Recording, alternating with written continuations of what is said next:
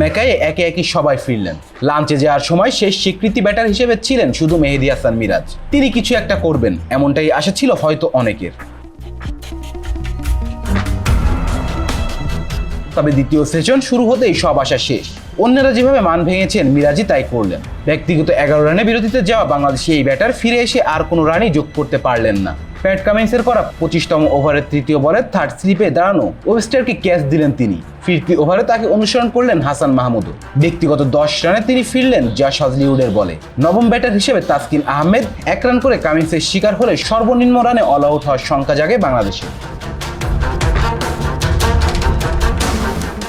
সেই বিব্রতকর পরিস্থিতি থেকে বাংলাদেশকে রক্ষা করেন তাইজুল ইসলাম ও শরীফুল ইসলাম।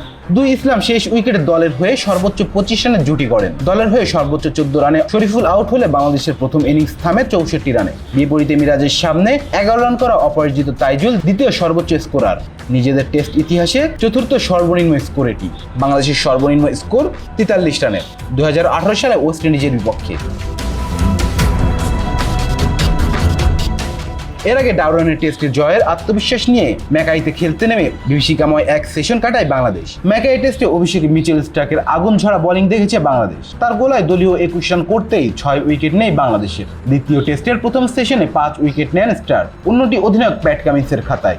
এতে লাঞ্চের বিরতি যাওয়ার আগেই বাংলাদেশ করতে পারে 6 উইকেটে 35 রান।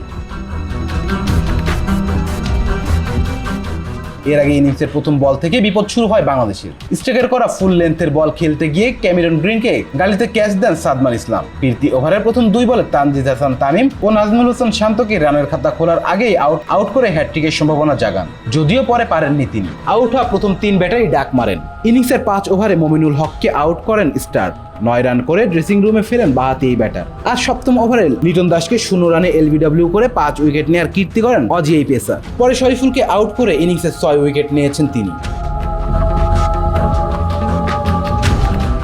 মেহেদী হাসান মিরাজকে নিয়ে ধাক্কা সামলানোর চেষ্টা করেছিলেন মুশফিকুর রহিম। অভিজ্ঞ ব্যাটার একের পর এক ডিফেন্স করে 42 বল খেলেও শেষ পর্যন্ত ফিরেই গেলেন।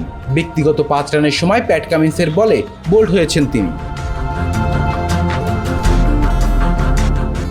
বাংলাদেশকে এমন ধ্বংসস্তূপে দাঁড় করানো স্টার্ক 5 উইকেট নিতে বল খরচ করেছেন 22টি।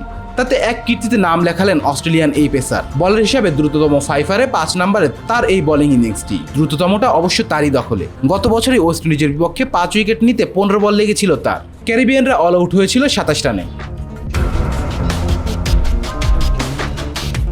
Please subscribe our channel to get more information about Sports World.